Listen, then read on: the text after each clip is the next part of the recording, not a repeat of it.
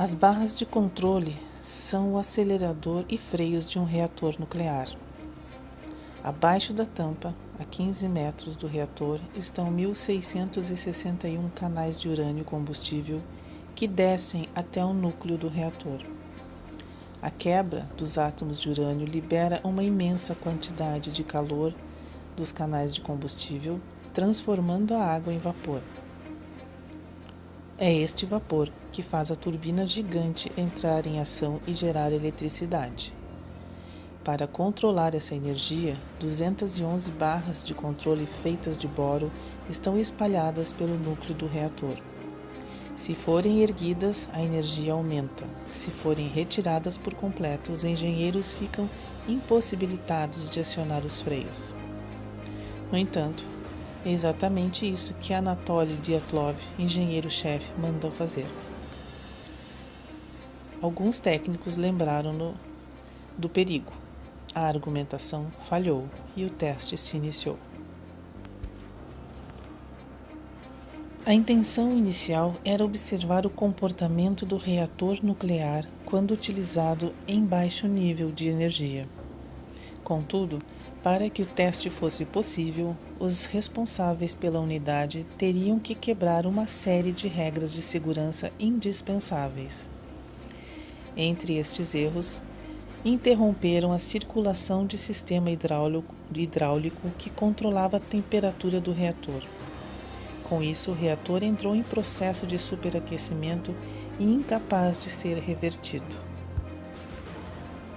Tal processo levou à formação de uma imensa bola de fogo e anunciou a explosão de um reator rico em urânio-235, elemento químico de grande poder radioativo, causando assim a catástrofe anunciada.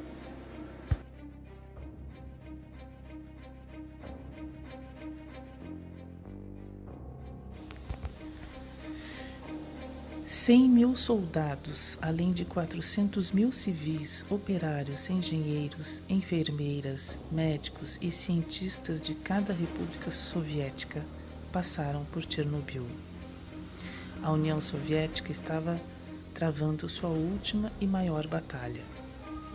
Haviam mais homens em Chernobyl do que os que lutaram contra Napoleão. Todo o exército havia sido recrutado e contaminado. Do céu, os helicópteros despejavam toneladas de um líquido grudento, uma mistura que aglutinava e colava poeira radioativa no chão, enquanto brigadas de liquidadores ficavam encarregados de limpar a área, casa por casa, e remover a camada de poeira radioativa que cobria tudo. Haviam até caçadores especiais. Eles varriam os campos e florestas, matando cães e gatos. Todo e qualquer animal tinha que ser exterminado, pois estavam totalmente contaminados e poderiam contaminar os liquidadores também.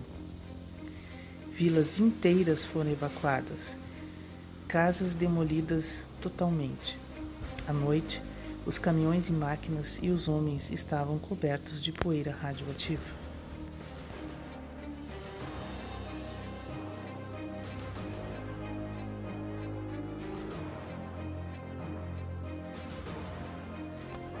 Em torno da usina tem início uma operação colossal que funcionava 7 dias por semana sem descanso.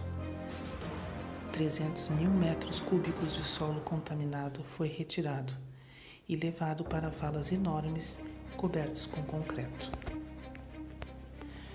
8 semanas depois da explosão, os liquidadores atacaram o coração do problema. Para neutralizar o lixo tóxico a longo prazo e impedir que se espalhasse mais ainda, o reator inteiro teria que ser isolado. Lev Bacharov foi um dos engenheiros que desenvolveu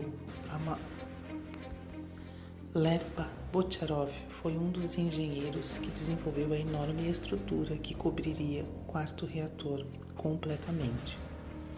Um sarcófago de aço e concreto de 160 metros de comprimento por 66 metros de altura. Um projeto ousado e perigoso, só poderiam trabalhar poucos minutos por vez.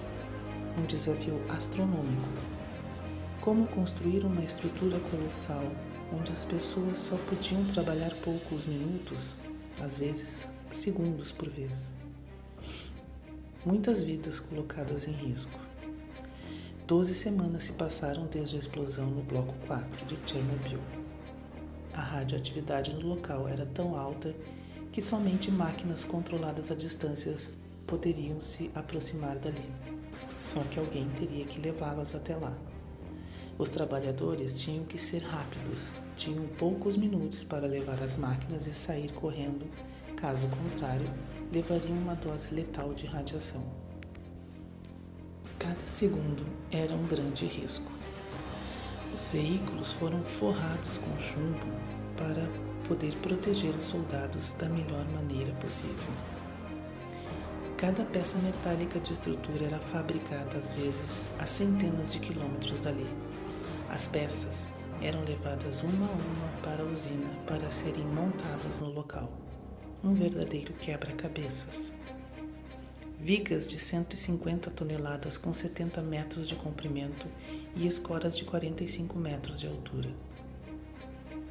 Apesar das péssimas condições, o trabalho progredia.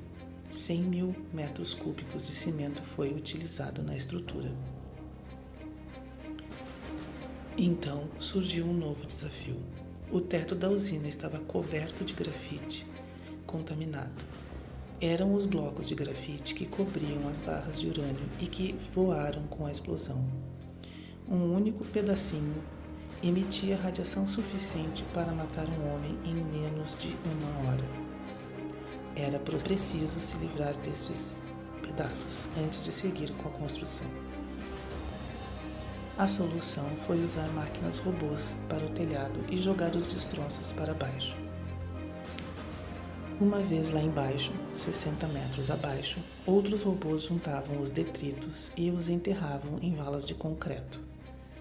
Porém, após alguns dias, as máquinas robôs começaram a pifar.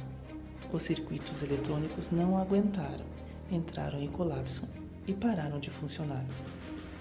Uma das máquinas quase se jogou lá de cima do telhado.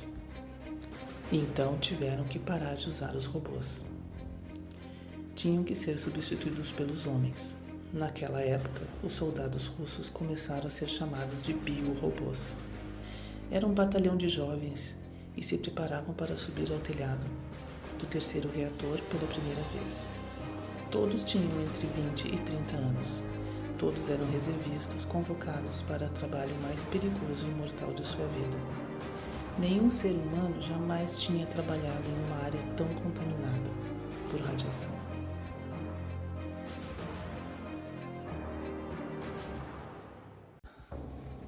$18 bilhões de rublos, o equivalente na época a 18 bilhões de dólares, foi o custo. Os reatores 1, 2 e 3 voltaram a ser ativados. A primeira batalha de Chernobyl terminou anunciando o fim da União das Repúblicas Socialistas Soviéticas. Pripyat continua fantasmagórica. Os níveis de radiação em certos locais próximos continuam altos. Para centenas de milhares de pessoas, a luta não terminou. Lutam ainda hoje contra o mal que absorveram. Nos 7 meses seguintes, os liquidadores lotavam hospitais por toda a União Soviética. Os que ainda estão vivos continuam a frequentar estes hospitais, vítimas do que os especialistas chamaram de Síndrome de Chernobyl. Estômago, fígado, rins, coração, esôfago, sistema nervoso, todo o corpo sofre com as mudanças radicais do metabolismo causado pela radiação e exposição. Eles nunca tiveram uma vida normal após isto. E como se não bastasse, suas pensões foram diminuídas pelas autoridades. Morrem aos poucos. Segundo os dados dos militares, dos 500 mil liquidadores, 20 mil morreram, 200 mil estão incapacitados. O inimigo invisível está devorando estes homens em silêncio e aos poucos. Até hoje, não há estudos oficiais sobre os 130 mil habitantes de Chernobyl. Nenhum deles nunca soube o nível de radiação que recebeu.